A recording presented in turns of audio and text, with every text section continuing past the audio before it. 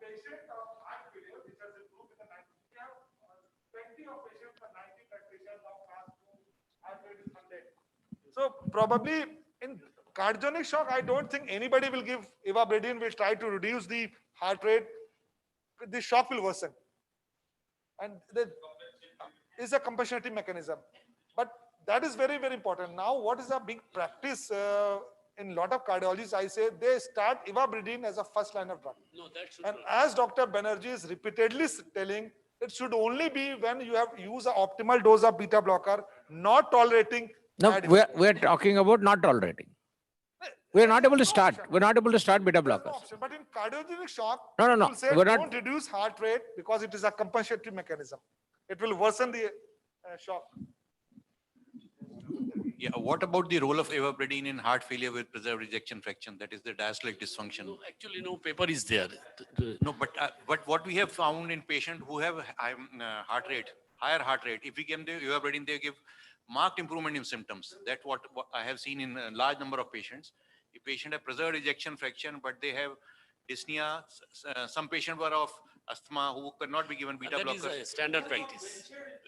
Patients with, if they are given ivabradine, they have marked improvement in symptoms. I have seen in large number of patients. There is evidence that if you have a preserved ejection fraction, as heart rate increases, you have more chances of going heart failure. So indirectly, increased heart rate and preserved ejection fraction can precipitate heart failure.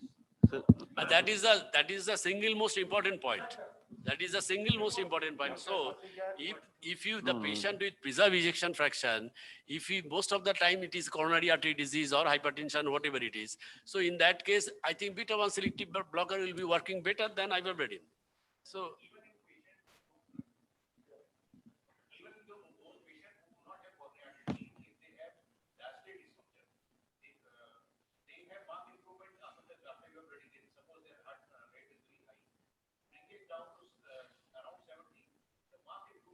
yeah, that is true.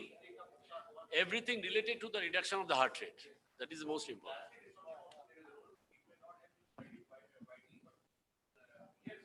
But you have seen in your cases.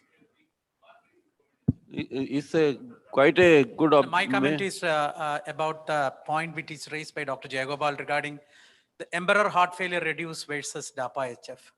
Mohan sir was also telling, in fact, we cannot compare the population, but there is a thing. Emperor heart failure, more worse heart failure, their NT-proBNP was high, the ejection fraction was lower, the placebo mortality was high, then the event rates were also a little higher than that in the DAPA-HF. So this has generated an interesting point. If we use an SGLT2 inhibitor, that is what the crux of the thing that Dr. Rakesh Yadav was telling.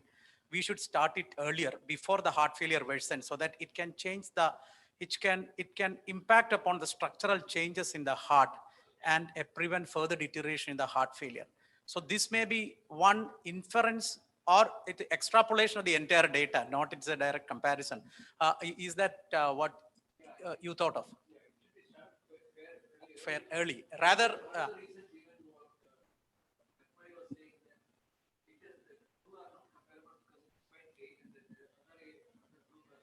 That may be the reason why it could not impact on the mortality. Look at the Rakesh slide, the last part what showed. Start with beta blocker and SGLT2, then comes RB, then comes MR. So now we are. But emperor reduced is a little funny in the way that, as Dr. Jabi said, there is lesser ejection fraction and more NT-proBNP, but the class 3 NOIHA were less than DAPA heart failure. That is very funny. So symptomatically, the patients were better than DAPA heart failure. No, they are sicker by ejection and NT-proBNP, but they're not sicker by symptom. So there is a paradox there. And number two, they have shown the benefit only when the ejection was below 30. 30 to 35, they could not show any benefit. So again, there is a little paradox and controversy why they could not show any benefit. There are adequate number of patients, there are adequate power, but they could not show. So that's why emperor reduced I'll take with a pinch of salt as far as, but DAPA heart failure is very single-minded study. Everywhere there is benefit, but emperor has got a little dodgy findings. Yes, 20, not 25, yes. Yeah, I think Soumitra has raised a very, very important point. Since they are there is a consideration regarding the type of gliflozin, EMPA was effective in more advanced heart failure cases, and it was really difficult to prove that the gliflozin could be better in a sort of normal patients or better patients. And that's why the number needed to treat was more in case of the dapagliflozin, but that showed benefit. So that is the scoring point of dapagliflozin over the empagliflozin. Now, I would like to have some comments from Dr. Guo, please. Just as one or two comments.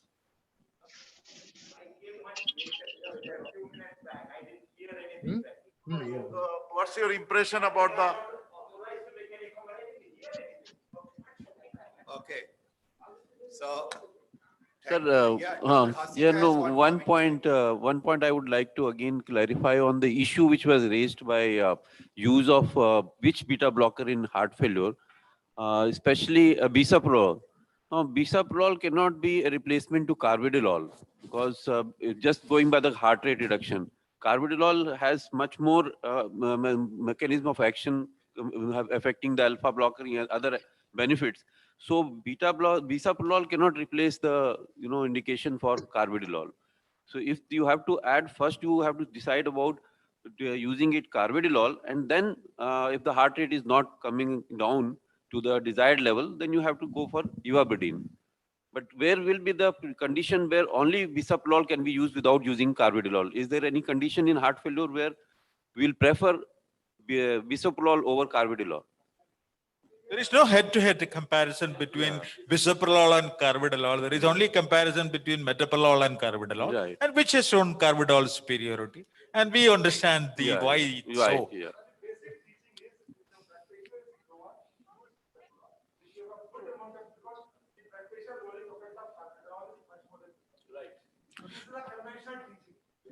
So I think both of the speakers did an excellent job. We appreciated it. And over to Devabrata. Yeah.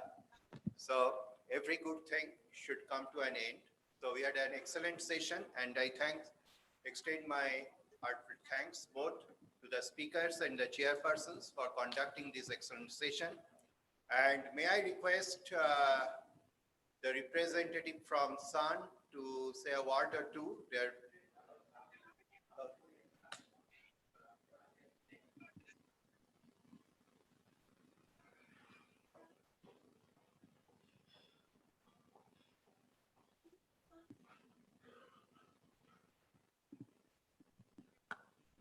On behalf of the organization, I'd like to thank all the eminent speakers as well as chairperson and IC members.